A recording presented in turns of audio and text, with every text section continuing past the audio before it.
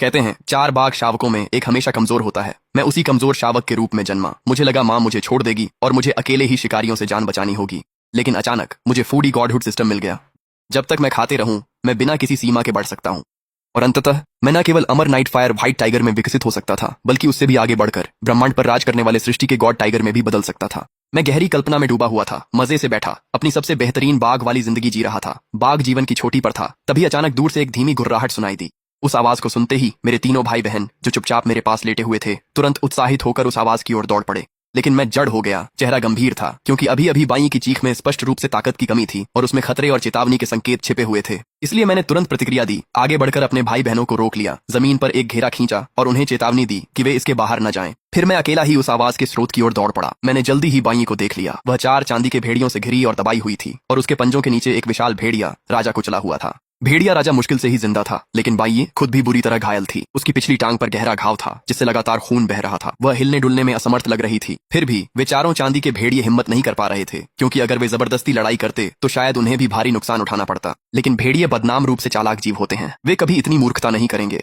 जैसा कि उम्मीद थी, वे अचानक बिखर गए। लेकिन 2 चांदी के भेड़िए बाई को सामने से दबाए रखने के लिए वहीं रुके रहे, जबकि बाकी 2 चुपचाप खिसक गए। एक भेड़िया किनारे की ओर घूम गया, जबकि दूसरा पहले ही बाई के पीछे चुपचाप रेंग चुका था। ये साफ तौर पर उनकी युद्ध रणनीति थी, सही मौके का इंतजार करते हुए हमला करने के लिए। वाकई अगुआ भेड़िए ने आसमान की ओर हुंकार भरी और सामने के दोनों भेड़िए तुरंत टोह लेने वाले हमले करने लगे, बार बार झपटते और फिर पीछे हट जाते। मरता हुआ ऊंट भी घोड़े से बड़ा होता है। अपनी पिछली टांग बुरी तरह घायल होने के बावजूद बाई अब भी किसी भी झपटते भेड़िए को आसानी से हटा सकती थी। लेकिन मैं देख सकता था कि असल में क्या हो रहा था। वे बारी बारी से हमला करके बाई की ताकत को कमजोर कर रहे थे, ताकि छाया में छुपा भेड़िया अचानक हमला कर सके। वाकई समय बीतने के साथ बाई की हरकतें सुस्त पड़ने लगी। पीछे वाला भेड़िया मौके का फायदा उठाकर हमला करने के लिए झपटा। बाई ने दरअसल अपने पीछे मंडराते खतरे को पहले ही भांप लिया था। लेकिन जैसे ही वह मुड़ने के लिए घूमा, उसकी घायल पिछली टांग में तेज जलन भरा दर्द उठा। वह लड़खड़ाई और अपनी जगह डगमगाने लगी। उस नाजुक संकट के पल में मैं तेजी से आगे बढ़ा और सिर के बल सीधा चांदी के भेड़िए की कमर में टकरा गया। लोहे जैसा सिर, लोहे जैसी हड्डियां, लेकिन कमर टफू जैसी। मेरी पूरी ताकत उस टक्कर में थी, जिससे चांदी का भेड़िया एक तरफ उड़ गया और फिर कभी उठ नहीं सका। बाई और बाकी तीनों भेड़िए वहीं जड़ हो गए। जो कुछ हुआ था उससे साफ तौर पर हैरान थे। जब बाई ने मुझे पहचाना तो वह चौंक कर होश में आ गई और तुरंत गहरी चिंता से भर गई। तुम यहाँ क्या कर रहे हो? भागो। मुझे नहीं लगता कि मैं आज बच पाऊंगी, लेकिन मेरी वंशावली यहीं खत्म नहीं हो सकती। तुम्हें जरूर बचना होगा। लेकिन इसके बजाय मैं मुड़ा और सीधे जमीन पर पड़े भेड़िया राजा के शव की ओर दौड़ पड़ा। फिर मैंने अपने दांत गड़ा दिए और खाना शुरू कर दिया। चबाते हुए मैंने मन ही मन अपनी आंखें घुमा ली।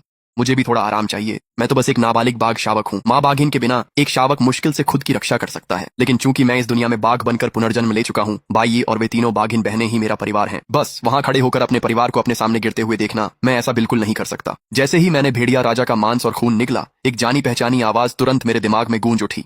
मेजबान की ऊर्जा क्षमता पूरी तरह भर चुकी है, अब विकास शुरू होगा। जैसे ही ये शब्द खत्म हुए, एक प्रचंड गर्म ऊर्जा की लहर पल भर में मेरे शरीर के हर अंग में दौड़ गई। अगले ही पल मेरा बाघ का शरीर 1/3 और बड़ा हो गया। इस अजीब नजारे को देखकर भेड़ियों का झुंड डर के मारे पागल हो गया और लड़खड़ाते हुए पीछे हटने लगा। यहाँ तक कि जिस भेड़िए को मैंने अभी अभी सिर के बल उड़ाया था, वह भी अपनी गंभीर चोटों को भूलकर बेतहाशा दूर भागने लगा। मैंने सामने खड़े मुख्य भेड़िए की ओर मुड़कर एक गगनभेदी दहाड़ लगाई। वह दबाव जो सभी जानवरों के राजा की शाही शक्ति थी, उसे वहीं कांपने और थरथराने पर मजबूर कर दिया। मुख्य भेड़िया अपनी पूंछ दबाकर भाग गया, लेकिन मैंने उसका पीछा नहीं किया। इसका कारण सीधा था। अगर यह अपनी पूरी ताकत से पलटकर लड़ता तो भले ही मैं जीत जाता, मुझे भी चोटें आती। अचानक सिस्टम ने फ्लैश किया। उच्च खतरे वाला दुश्मन पाया गया, जांच के लिए आगे बढ़े। मैं रुक गया और हाँ चुना। क्या हुआ? क्या आसपास और दुश्मन है? भाई ने मुझे खोया खोया सा देखकर चिंता से धीरे से पूछा। मैंने इसे एक अस्पष्ट बहाने से टाल दिया, कहा कि मुझे पेशाब करने जाना है। बाई ने चिंता से मुझे देखा और जाते जाते 3 बार पीछे मुड़कर देखा। मैंने सिस्टम के निर्देशों का पालन किया और चुपचाप आगे बढ़ा। झाड़ियों का एक झुंड पार करने के बाद मैं हैरानी से जड़ हो गया। पहाड़ी झरने के पास एक जर्जर झोपड़ी थी। बाहर जानवरों की खालें टंगी थीं, जिनमें से एक निश्चित रूप से एक वयस्क बाघ की थी। खाल से अब भी भाप निकल रही थी। स्पष्ट था कि उसे अभी अभी निकाला गया था। झोपड़ी के सामने 2 शिकारी बैठे थे। दोनों के पास एक एक शिकार बंदूक टिकी थी, जिनकी नलियां चांदनी में ठंडी चमक रही थी। एक अपनी छुरी तेज कर रहा था, दूसरा एक खंजर से अपने दांत साफ कर रहा था। मैं झाड़ियों में छिप गया और सांस रोक ली। इन जानवरों ने कितनी जानें ली होंगी। मुझे सबसे ज्यादा गुस्सा झोपड़ी में रखे शिकारी फंदों को देखकर आया, जिनमें से एक में बाई का पैर फंसा था। मैंने हमले की इच्छा रोकी। शांत हो जाओ, शांत हो जाओ। ये लड़ते लड़ते गिर जाने का समय नहीं है। उनके पास आग्नेयास्त्र हैं। मेरा शरीर गोली नहीं झेल सकता। केवल यह सुनिश्चित करने के बाद कि आसपास और कोई नहीं है, मैं चुपचाप वापस खिसक गया। पूरे रास्ते एक ही विचार मेरे मन में बार बार घूमता रहा, हमें सभी को जितनी जल्दी हो सके इस इलाके से बाहर निकालना होगा। जब तक मैं मांद में लौटा तब तक लगभग सुबह हो चुकी थी। बाई ने मेरी ओर देखा, उसकी आंखों में ढेर सारे सवाल थे। मैं जानता था कि वह मुझसे कोई सफाई चाह रही है। मैंने अपने पंजे से मिट्टी में एक आग की छड़ी की तस्वीर बनाई, जिसमें दिखाया कि वह दूर से चलकर एक वयस्क बाघ को मार देती है। शुरुआत में बाई ने उपेक्षा भरी फुकार मारी, लेकिन जब उसने समझा कि यह चित्र क्या दिखा रहा है तो वह तुरंत सतर्क हो गई। उसे याद आया कि उसने पहले भी ऐसी आग की छड़ी देखी थी, उसका पिछला साथी इसी से मारा गया था। बाई ने अपने साथी को खून से लथपथ देखा, उसके शरीर के छोटे छेद से खून बहता रहा। वह शक्तिशाली नर बाघ इसी तरह मर गया। बाई पूरे एक दिन उसके शरीर को चाटती रही, जब तक सड़न की गंध ने उसे हटने पर मजबूर नहीं कर दिया। उस दिन के बाद से जब भी वह किसी इंसान को देखती तो बहुत दूर से घूमकर निकल जाती थी। फिर भी इस बार वह जाल में फंस ही गई थी।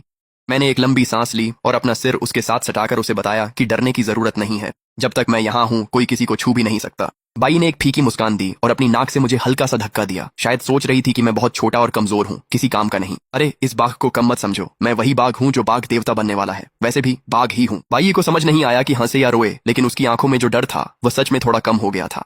मैंने मौके का फायदा उठाकर आगे की योजना पर चर्चा की। उसे 7 दिनों के भीतर पूरी तरह से चलने फिरने लायक हो जाना था। फिर पूरा परिवार एक साथ यहाँ से जाएगा। बाई ने अपनी पिछली टांग के घाव को देखा और सिर हिला दिया। उसे नहीं लगता था कि 2 हफ्ते भी काफी होंगे। मुझ पर छोड़ दो, मैं कोई रास्ता निकाल लूंगा और हड्डी जोड़ने वाली जड़ी बूटी ढूंढ लूंगा। पर जंगल में औषधियां कम थीं।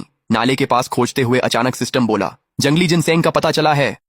मैंने संकेत का पालन किया और झाड़ियों को हटाया, और सचमुच वहां एक जिनसेंग की जड़ थी। ये चीज सभी टॉनिकों का राजा है। सिस्टम ने तुरंत विस्तृत जानकारी दिखा दी। होस्ट इसे खा सकता है, जिससे 500 इवोल्यूशन पॉइंट मिलेंगे। हालांकि साधारण बाघ इसे खाएंगे तो असुविधा महसूस करेंगे। मैं एक पल के लिए वहीं स्तब्ध खड़ा रह गया। क्या इतनी बढ़िया डील भी हो सकती है? बिना एक पल गंवाए मैंने जिनसिंग को अपने जबड़ों में दबोच लिया और जड़ मिट्टी सब कुछ समेत पूरा निकल गया।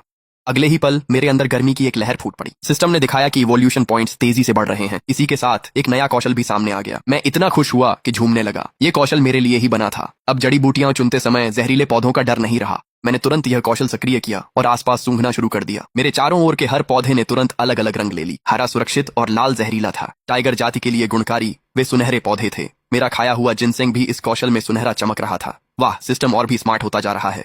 मैंने सुनहरे पौधों को खोजना शुरू किया। एस्ट्रैगलस और एंजेलिका रूट जैसे कई पौधे मिले। मैंने सब निगल लिए ताकि इवोल्यूशन पॉइंट्स पा सकूं। सिस्टम की नोटिफिकेशन घंटियां लगातार बजती रहीं। सिर्फ एक ही रात में मैंने 2000 से ज्यादा पॉइंट्स जमा कर लिए थे। मैं मुनाफे का हिसाब लगा रहा था। शिकार में आधा दिन लगता और सिर्फ कुछ दर्जन पॉइंट्स मिलते। ये तो मुफ्त के पैसे जैसा था, पर अत्यधिक खुशी अक्सर दुख में बदल जाती है। मैं मुंह में लिंगजी मशरूम दबाए वापस लौट रहा था, तभी अचानक मेरे पेट में जोरदार मरोड़ उठने लगी। सिस्टम ने एक लाल चेतावनी दिखाई। गर्म प्रकृति वाली टॉनिक जड़ी बूटियों का अत्यधिक सेवन पूरी तरह से अवशोषित नहीं हो पा रहा है। शुद्धिकरण पॉइंट्स खर्च कर तटस्थ करने की सलाह दी जाती है, अन्यथा लगातार 3 दिन तक दस्त होंगे। क्या तुम मजाक कर रहे हो? पहले क्यों नहीं बताया? कोई चारा नहीं था। दांत भींचकर मैंने 200 शुद्धिकरण पॉइंट्स खर्च कर दिए। तभी जाकर वह भयानक एहसास धीरे धीरे कम हुआ। लगता है कि सिस्टम में सब कुछ मुफ्त नहीं है। समझदारी से समय पर रुकना भी सीखना पड़ेगा।